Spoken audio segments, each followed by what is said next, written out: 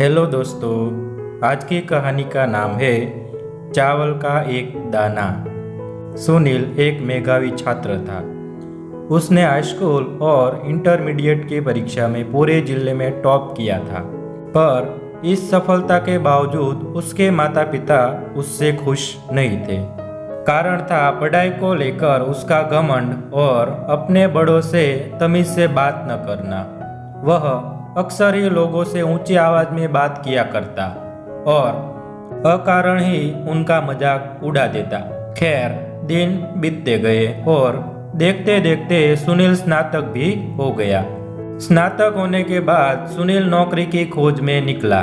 प्रतियोगी परीक्षा पास करने के बावजूद उसका इंटरव्यू में चयन नहीं हो पाता था।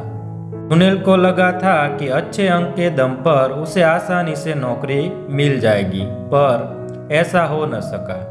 काफी प्रयास के बाद भी वो सफल ना हो सका।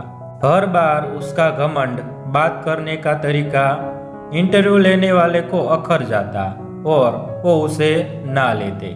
निरंतर मिल रही असफलता से सुनील हताश हो चुका था, पर अभी भी उसे समझ नहीं आ रहा था कि उसे अपने व्यवहार को बदलने की आवश्यकता है। एक दिन रास्ते में सुनील की मुलाकात अपने स्कूल के प्रिय अध्यापक से हो गई। वह उन्हें बहुत मानता था और अध्यापक भी उससे बहुत स्नेह करते थे। सुनील ने अध्यापक को सारी बात बताई। चूंकि अध्यापक सुनील के व्यवहार से परिचित थे, तो उन्होंने कहा कि कल तुम मेरे घर आना, तब मैं तुम्हें इसका उपाय बताऊंगा। सुनील अगले दिन मास्टर साहब के घर गया। मास्टर साहब घर पर चावल पका रहे थे।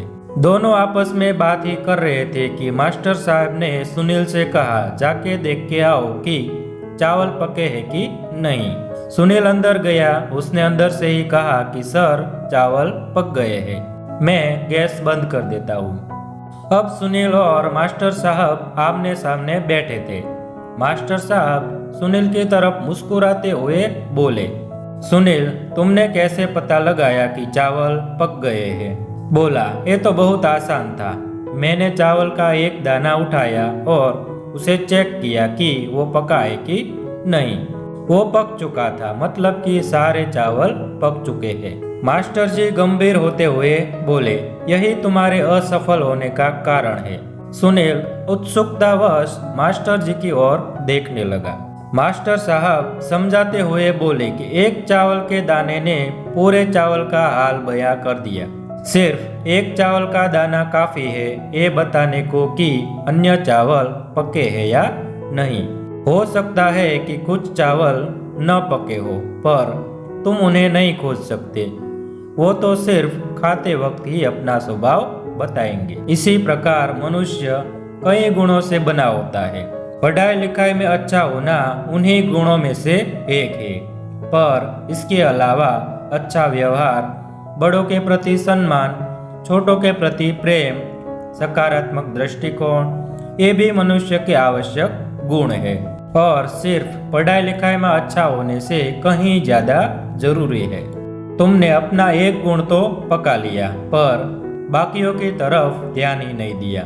इसीलिए जब कोई इंटरव्यूअर तुम्हारा इंटरव्यू लेता है, तो तुम उसे कहीं से पके और कहीं से कच्चे लगते हो, और अधपके चावल की ही तरह कोई इस तरह के कैंडिडेट को पसंद भी नहीं करता। सुनील को अपनी गलती का एहसास हो चुका था। वो अब मास्टर जी के यहाँ से नई एनर्जी ले जा रहा था। तो दोस्तों, हमारे जीवन में भी कोई न कोई बुराई होती है जो हो सकता है हमें खुद नजर न आती हो, पर सामने वाला बुराई तुरंत भांप लेता है। अतः हमें निरंतर यह प्रयास करना चाहिए कि हमारे गुणों से बने चावल का एक एक दाना अच्छी तरह से पका हो, ताकि कोई हमें कहीं से चखे, उसे हमारे अंदर का पका हुआ दाना ही मिले।